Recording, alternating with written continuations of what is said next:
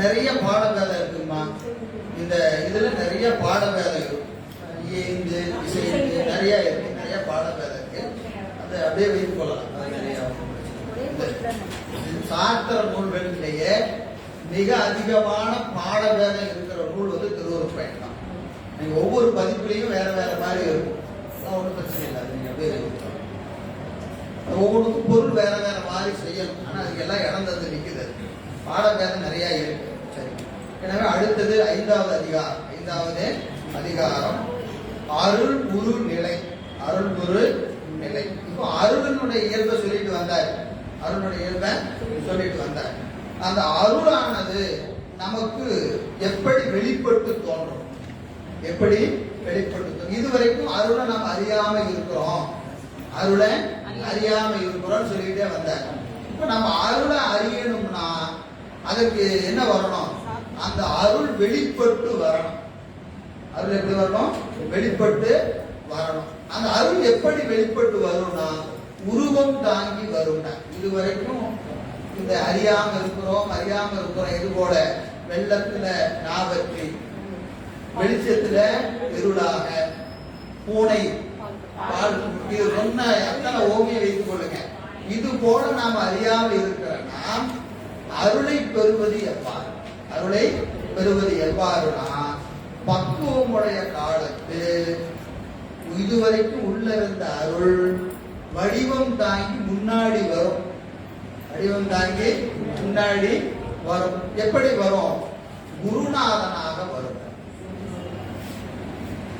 அருள் எப்படி வரும்? குருநாதனாக வரும். ரொம்ப முக்கியம். அருளும் குருவும் வேறல்ல. அருளும் குருவும் வேற. அப்போ அருளை பெறணும்னு சொன்னா அதை உணர்த்துவதற்கு யார் வரணும்?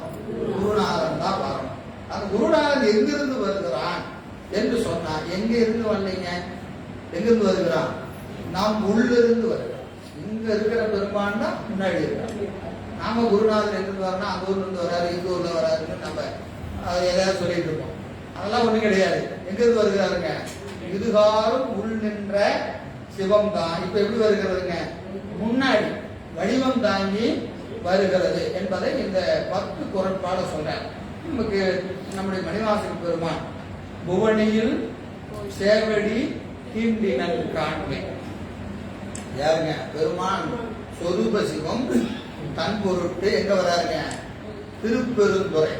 திருப்பெருந்துறையில பாதம் போய மண்ணில தன் திருவடியை பதித்து குருநாதனாக மணிவாசக பெருமானுக்காக திருப்பெருந்துறையில பெருமான் காத்து கிடக்கிறார். திருப்பெருந்துறையில காத்து கிடக்கிறார். அதனால புவனியில் சேவடி தீண்டினன் காண்க சிவனனையானும் தேரிடன். அப்போ அவர் வடிவம் தாங்கி வந்தது எவ்வளவு சிறப்போ அவ்வளவு சிறப்பு வந்திருக்கிறது சிவம் என்று அறிதல். நமக்கு பிரச்சனையே அங்கதான் இருக்கு. அவருக்கு வந்துருவார், ஆனா நம்ம அறிய மாட்டோம். நம்ம அதை அறிய மாட்டோம். அவர் யாருன்னு கேட்டா அவருக்கு ஒரு பேரை சொல்லி, அது இந்த ஊர்ல இருந்து வந்திருக்கிறாரு, இப்படி இருக்கிறாரு, அப்படி இருக்கிறாரு, நம்ம அவருக்கு இலக்கணம் சொல்லிட்டு இருப்போம். அதெல்லாம் ஒண்ணுமே கிடையாது. வந்திருப்பது எது? சிவம் என்று அறிய வேண்டும்.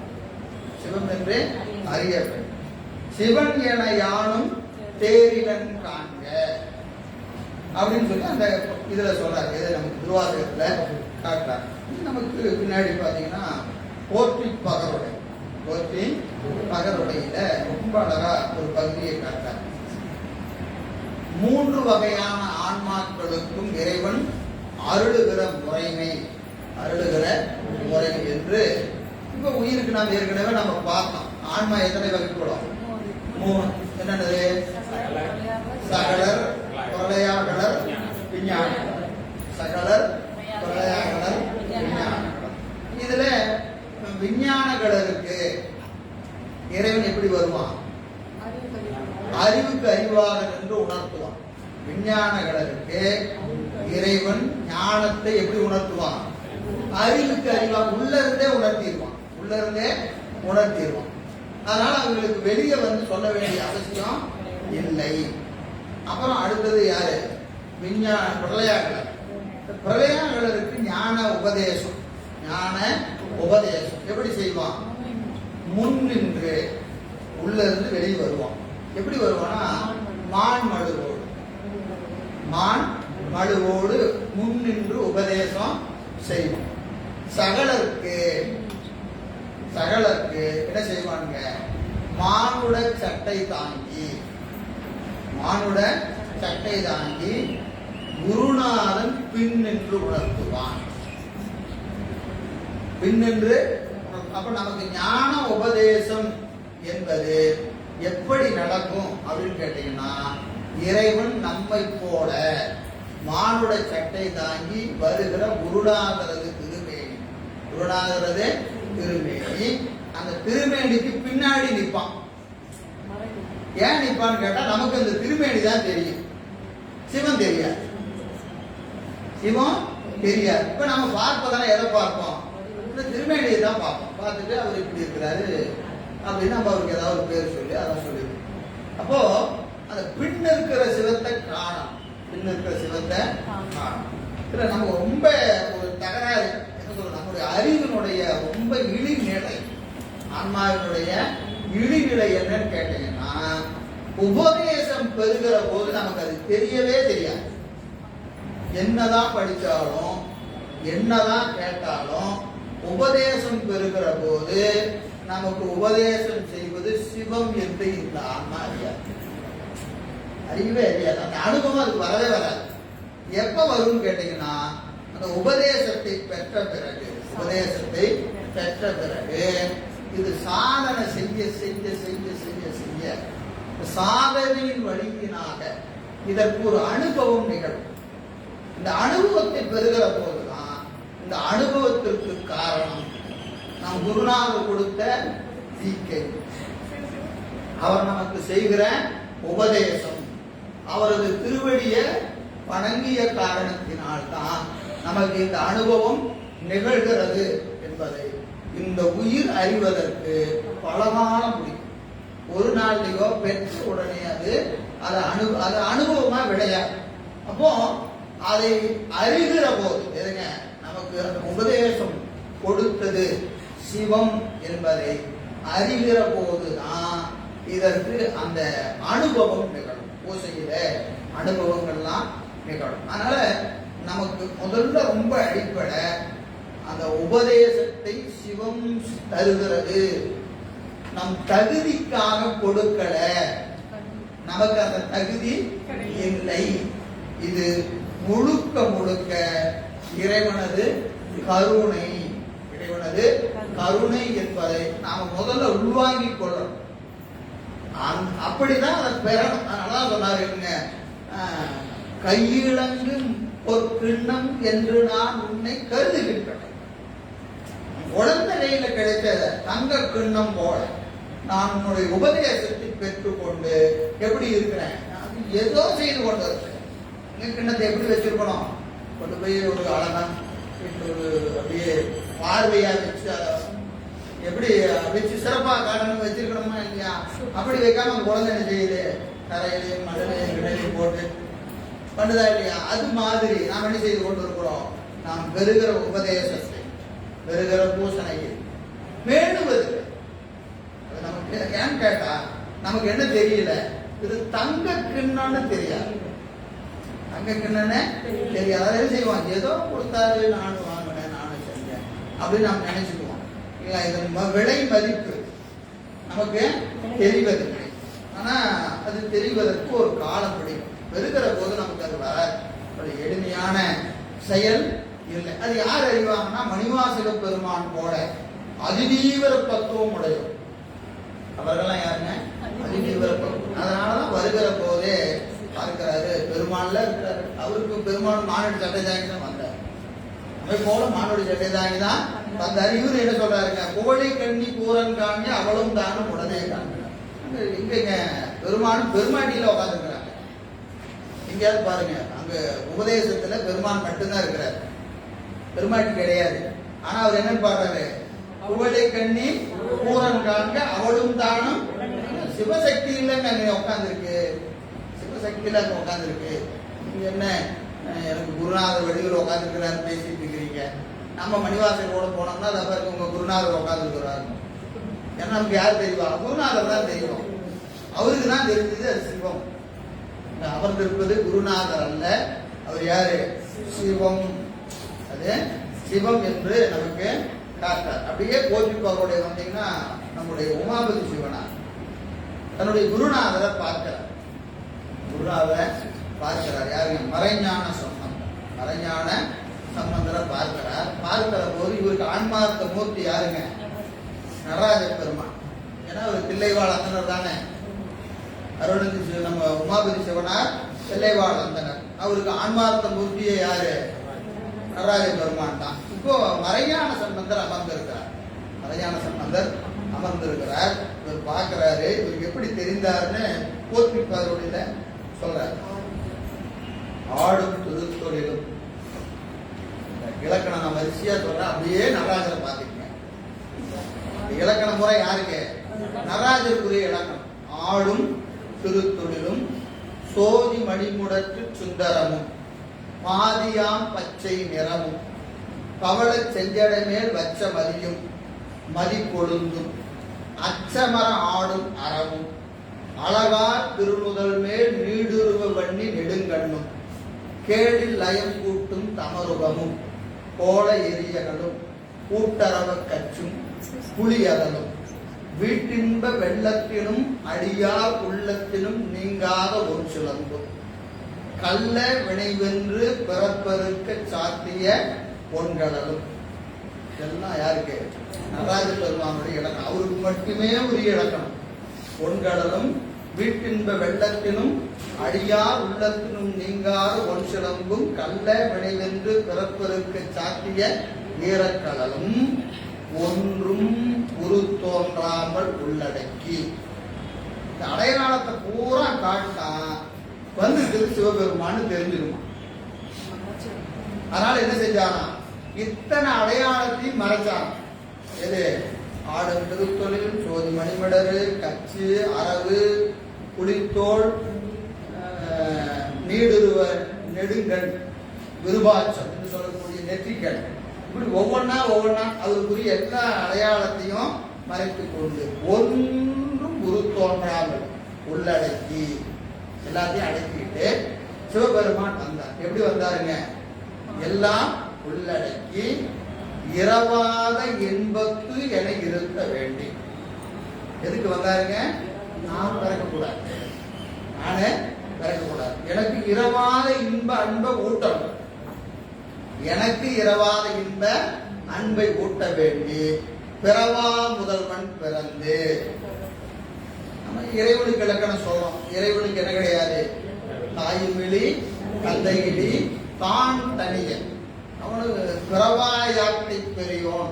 அவனுக்கு என்ன பேருங்க?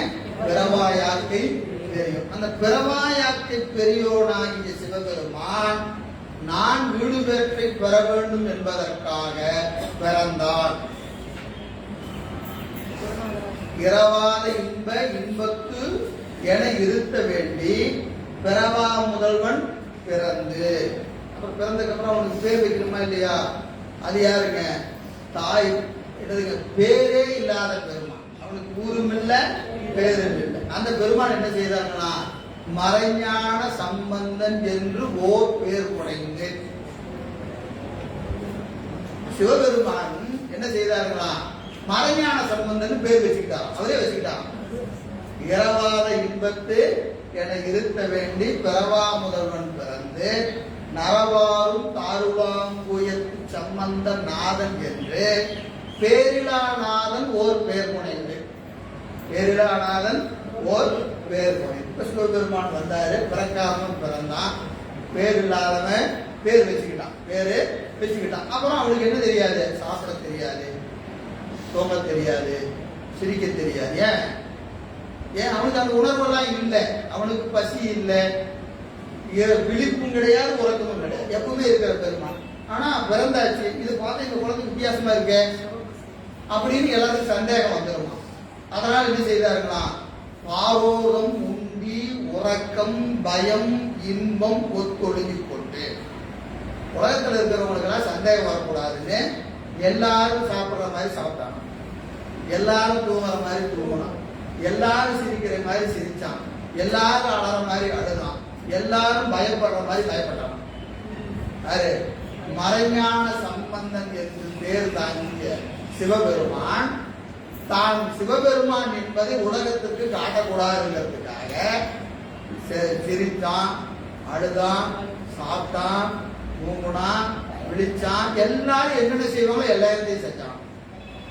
ஆரோதம், உண்டி, உறக்கம், பயம், இன்பம் ஒத்துழைப்பு கொண்டு மகிழ்ந்த குணம் போற்றினார். இதெல்லாம் செய்யும் போத என்ன பண்றது? நான் யார் தெரியுமா? அவ்வளவு பெரிய சிவபெருமான், அவ்வளவு பெரிய சிவபெருமான். பாருங்க, இந்த உமாபதி சிவத்துக்காரங்க இவ்வளவு செய்ய வேண்டியது இருக்கு, இவ்வளவு செய்ய வேண்டியது இருக்குன்னு வருத்தப்பட்டு செஞ்சானா அப்படின்னு கேட்டா சந்தோஷமா செஞ்சான். ஒரு தாய் தன் குழந்தைக்கு செய்கிற பணிகளை அதை ஒருபோது எப்படி செய்ய மாட்டான்? வருந்தி செய்ய மாட்டான். பார்த்தது அது மனத்தை கடிச்சிடும். இந்த தாய் முகத்தை சுழிக்காம செய்வார். சாப்பிட்டுக்கிட்டு இருக்கும்போது தான் போகும். எப்பவுமே அம்மா சாப்பிட உட்காந்தாங்கன்னா குழந்தை மலம் கிடைக்கும். உடனே நம்ம என்ன செய்வாங்க? கையை கழுவிட்டு வருவாங்க, வலிச்சு கொட்டிட்டு திருப்பி கையை கழுவிட்டு சாப்பிடுவாங்க.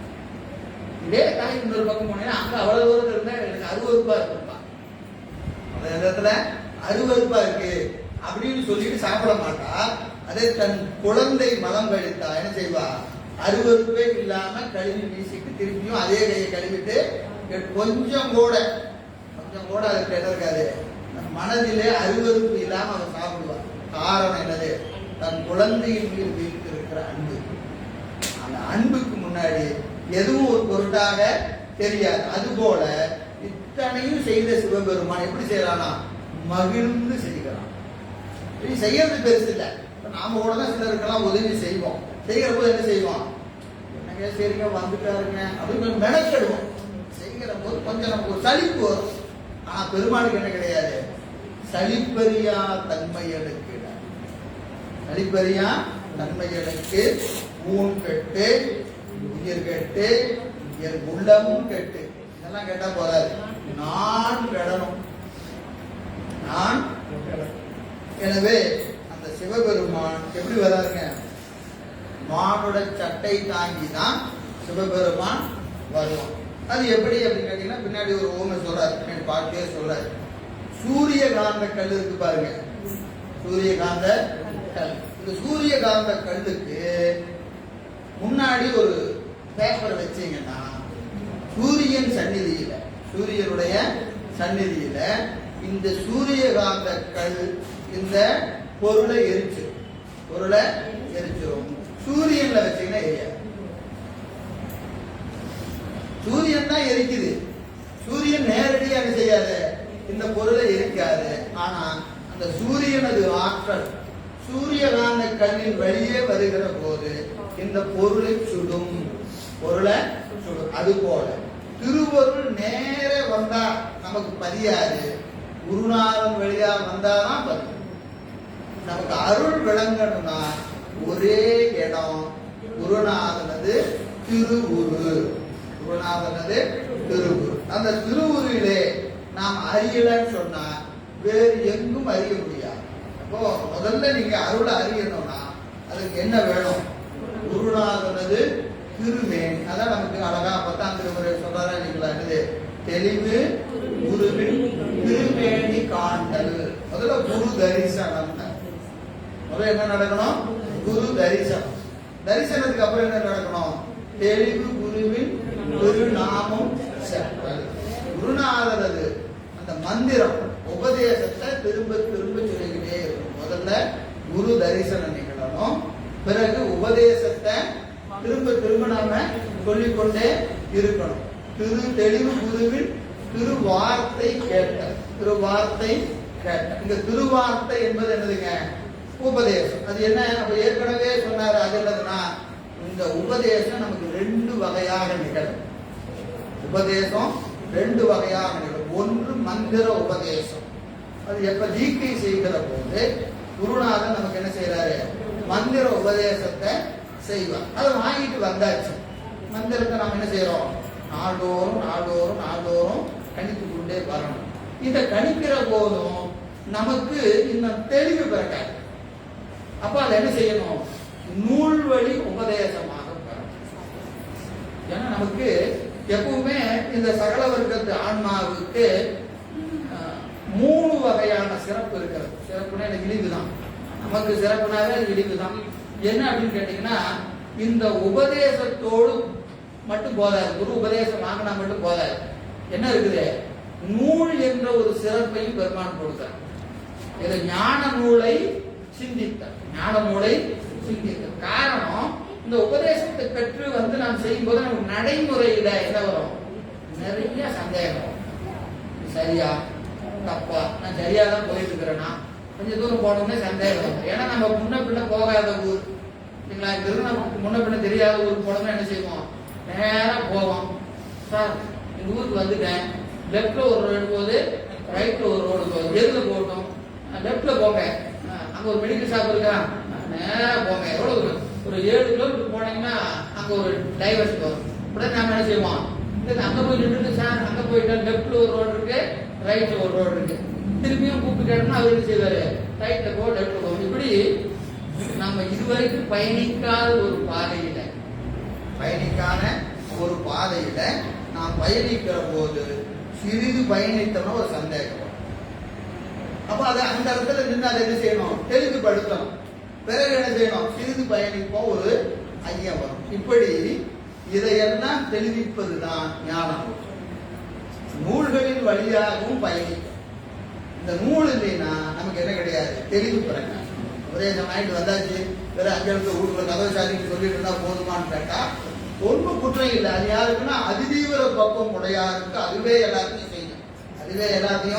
செய்யும். ஆனா நமக்கு எப்படி இருக்கும்னு கேட்டீங்கன்னா, இந்த சாதனைகளை செய்கிற போது பல்வேறு வகையான ஐயங்கள் நமக்கு வரும்.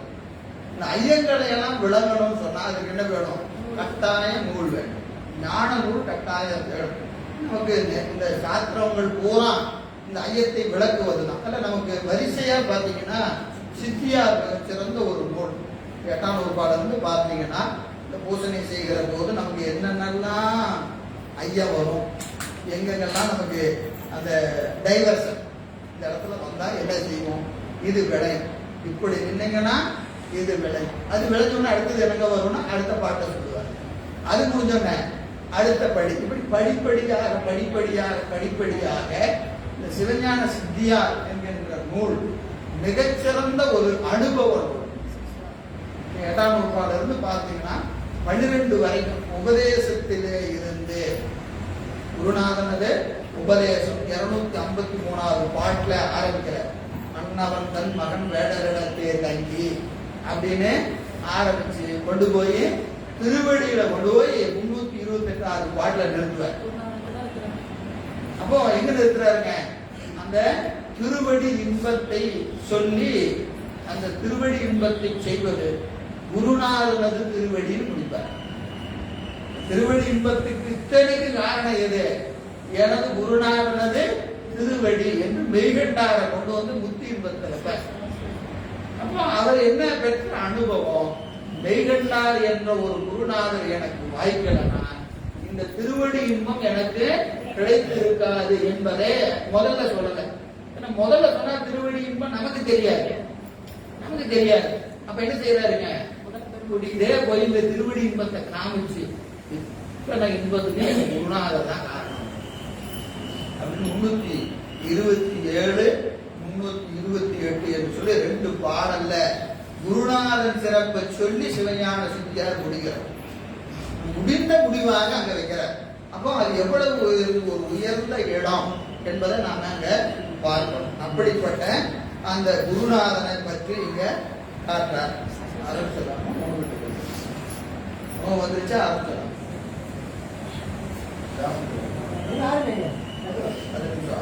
ஆரம்பிச்சா அப்படியே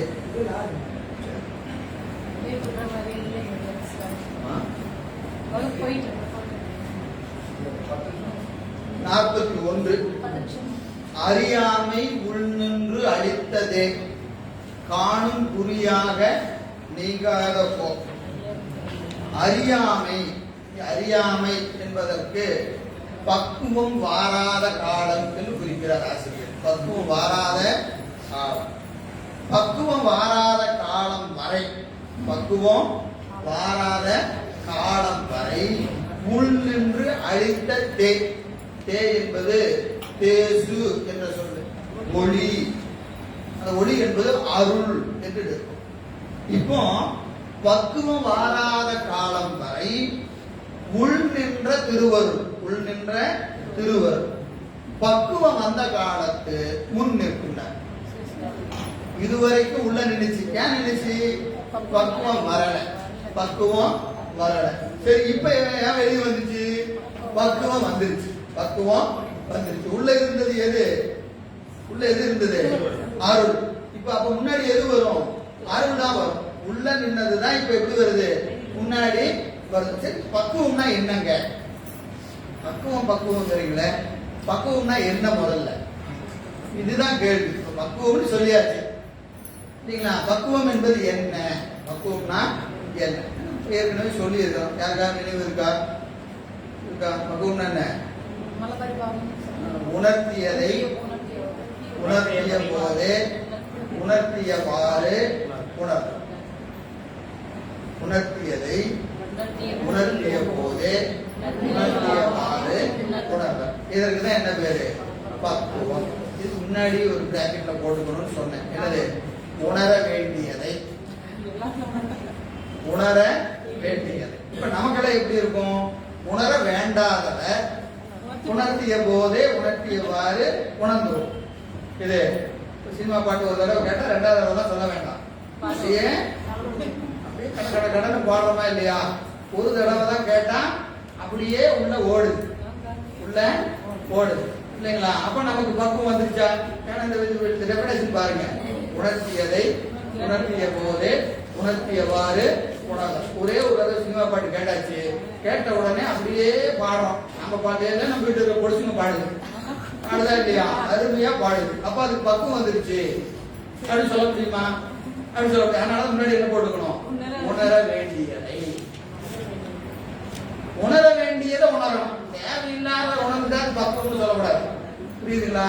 அப்போ உணர வேண்டியதை உணர்த்தியதை உணர்த்திய போதே உணர்த்தியவாறு உணர்தல் என்பதுதான் பக்குவம். இந்த பக்குவம் எப்ப வருகிறதோ நாம எல்லாம் கேட்போம். என்ன கேள்வி? எனக்கு ஏன் பெருமான் குருநாதரா முன்னாடி வரமாட்டாரா? எனக்கு வரமாட்டாரா அப்படின்னு கேட்கிறோமா இல்லையா? அணிவாசிகளுக்கு வந்தாரு, அவருக்கு வந்தாரு, இவருக்கு வந்தாரு, எனக்கு ஏன் வரமாட்டாரு அப்படின்னா இங்கதான் பிரச்சனை. என்னது? அவன் எப்ப வருவான்னா அவன் உணர்த்துவதை உணர்கிற தன்மை நமக்கு என்னைக்கு வருதோ அன்னைக்கு வந்துடும். நம்ம அதை பத்தி நினைக்கிறது இல்லை. அவன் உள்ள சிறைப்பட்டு கிடக்கிறான். எப்படா இவனுக்கு முன்னாடி வர்றது, எப்படா இவனுக்கு முன்னாடி வர்றது அப்படின்னு பெருமான் உள்ள காத்து கிடக்கிறான். என்னதுங்க? இந்த அறிவில உட்காந்துக்கிட்டு, ஏன்னா வெளியே உட்காந்தா தெரியாது, இந்த அறிவிலையே உட்காந்துக்கிட்டு பக்குவமாயிருச்சா வெற்றி போசி திறந்து திறந்து தொட்டு தொட்டு பார்க்க பாருங்க. அந்த மாதிரி அவன் அறிவிலேயே உட்காந்துட்டு என்ன செய்யறான்? பக்குவமாயிருச்சா பக்குவமாயிருச்சா பக்குவமாயிருச்சான்னு கணந்தோறும் பார்த்து கொண்டு இருக்கிறான். பக்குவம் வந்துருச்சுன்னா அப்படியே வெளியே வந்துடுவான். அப்படியே வெளியே வந்து என்னவா வருவான்? குருநாதனா வருவான். குருநாதனா வரும். அதான் சொல்றாரு அறியாமை. அறியாமை என்பது அறியாத காலத்து, பக்குவம் வாராத காலத்து பெருமான் எங்க நிற்கிறாங்க? உள் நின்று உணர்த்தி. உள்ள நின்று உணர்த்திக்கிட்டு இருக்கிறான். இப்போ உள்ள நின்று என்ன செஞ்சுட்டு இருக்கிறான்? நம்மளை வழி நடத்திக்கிட்டு தான் இருக்கிறான், வழி நடத்தி கொண்டுதான் இருக்கிறான். அந்த உள் நின்று வழி நிறுத்திய அந்த பரம்பொருள், அந்த திருவருள் இப்போ பக்குவம் வந்த உடனே, பக்குவம் வந்த உடனே என்ன ஆகுங்க? காணும் குறியாக. குறினா அடையாளம், ஒரு வடிவம். இதுவரைக்கும் காணாத பொருளா இருந்த சிவபெருமான் உள்ள நின்னாரா இல்லையா? நமக்கு அறிய முடியல, உள்ள அறிய முடியல. இப்ப எப்படி வராருங்க? காணும் வடிவம் தாங்கி. காணாத சிவபெருமான் இப்ப எப்படி வராருங்க? காணும் ஒரு வடிவம் தாங்கி, காணும் குறியாகி. காணும் குறியாகி நீங்காத போ, நீங்காத நம்மை விட்டு ஒருபோதும் பிரிப்பின் நிற்கின்ற அத்துவதமாய் கடந்திருக்கிற சிவபெருமான் தான் இருகாலும் உள் நின்று உணர்த்தி வந்தான். பக்குவம் வந்தவுடனே முன் நின்று உணர்த்துகிறான். இப்ப ஒரு கேள்வி, உள்ளேயே நின்று உணர்த்த வேண்டியதுதானே? உள்ளேயே நின்று இதுவரைக்கும் உள்ளதான உணர்த்திட்டு இருந்தாரு, இப்ப ஏன் முன்னாடி வந்தாரு?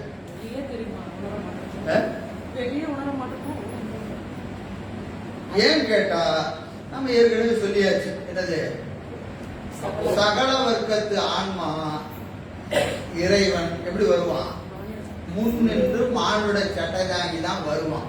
அப்படிதான் வருவான். அப்ப உள்ள நின்று என்னங்க செஞ்சுக்கிட்டு இருந்தான் அப்படின்னா, இந்த பக்குவம் வருவதற்கான வழிவகைகளை உள்ள செஞ்சுக்கிட்டு இருந்தான். பக்குவம் வரட்டும் என்ன செஞ்சா இவன் பக்குவப்படுவாங்கிறத உள்ள நின்று செஞ்சுக்கிட்டு இருந்தாரு. பக்குவம் வந்தோன்னு என்ன பண்ணிட்டாரு? முன்னாடி வந்தார். காரணம், நமக்கு அறிவு தூளமான அறிவு. உள்ள நின்று உணர்த்தினா. சரி, உள்ள நின்று உணர்த்தினா நீங்க அறிஞ்சுட்டீங்களா? இதுவரைக்கும் உள்ள இருந்தா சரி, என்னத்தை நீங்க அறிஞ்சீங்க? நானே செய்தேன் அறிஞ்சிட்டு இருந்தான். அவன் தான் செஞ்சுட்டு இருந்தான். ஆனா நமக்கு அது தெரிஞ்சுதான்னு கேட்டா தெரியல, ஆன்மாவுக்கு தெரியாது. அப்போ அவன் வெளியே வந்து சொல்லணும், உள்ளே நான் தான் இருந்தேன் அப்படின்னு. யார் சொல்லணும்?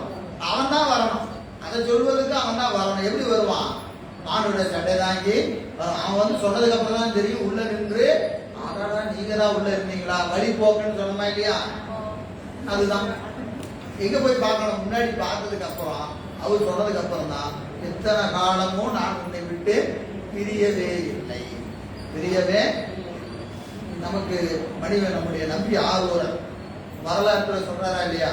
எத்தனைங்க? 16 ஆண்டு காலம் கைலாய மலையில அவர் அடுப்பு தொண்டரா இருக்கிறார். நம்ம வரலாறுலாம் தெரியும் தானே. அங்க இருந்தாரு. பிறகு என்ன செய்தாருங்க?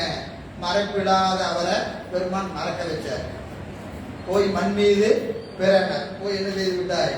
உனக்கு கைலாய மலையில மையன் மானுடமாய் மயங்கும் வழி ஐயனே தடுத்து ஆண்டருள்ளார். வந்தாச்சுங்க. இங்க வந்தாச்சுங்க, பூமிக்கு வந்தார். பூமிக்கு எங்க வந்தாரு? நாவலூருக்கு தான், நம்ம ஊருக்கு தான் வந்தாரு. நாவலூருக்கு வந்தார். எத்தனை வருஷம்? 16 ஆண்டு காலம். 16 ஆண்டு காலம் இங்கேயே இருந்தாரு. பிறகு பெருமான் அந்த திருமண பந்தல்ல வந்து கிளவேலியரா வந்து தடுத்து கையை பிடிச்சி கரகரன்னு இருந்துட்டு திரு வெண்ணைநல்லூர் போனார். வெண்ணைநல்லூர் போய் அங்கேயே என்ன செய்யறாரு? அடிமையா ஒரு அந்தணன் இன்னொருக்கு அந்தணருக்கு அடிமையாதல் இந்த மாநிலத்தில் இல்லை என்று சொன்னார்.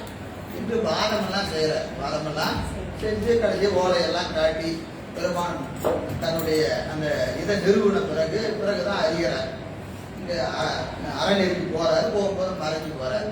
மறைஞ்ச பெருமானை பார்த்து கண்ணீர் விட்டு நிற்கிறாரா இல்லையா? வரலாறு நமக்கு தெரியும், அதுக்குள்ள போக வேண்டாம். அப்பதான் பாக்குறாரு, பெருமானே நீங்களா வந்தீங்க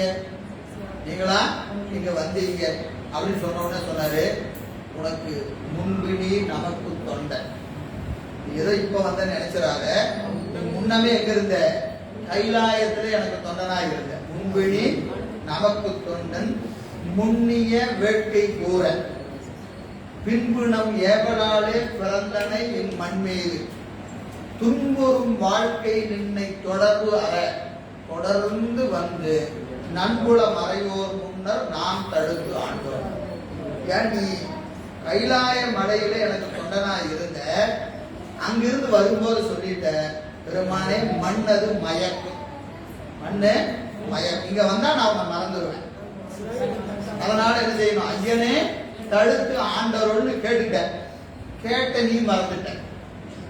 ஏன்னா இங்க வந்தா நீ மறந்துடுவேன். ஆனா நான் வரேன்னு சொன்ன நான் மறக்க முடியுமா? நீ மறந்துடலாம், தப்பு இல்லை. நான் மறக்க முடியுமா? அதனால 16 வருஷம் பின்னாடியே வந்தேன். ஏதோ இப்ப பின்னாடி வரல, அங்கிருந்து வரும்போதையும் பின்னாடியே தான் வந்தேன். நீ அங்க திருநாவலூர்ல பேரூருக்கு விளையாடும் போத பின்னாடிதான் நின்றுட்டு இருந்தேன். நீ செய்கிற ஒவ்வொரு செயலிலும் நான் பின் நின்றேன். ஒவ்வொரு செயலிலும் நான் பின் நின்றேன். துன்புறும் வாழ்க்கை நின்னை தொடர்பு அற.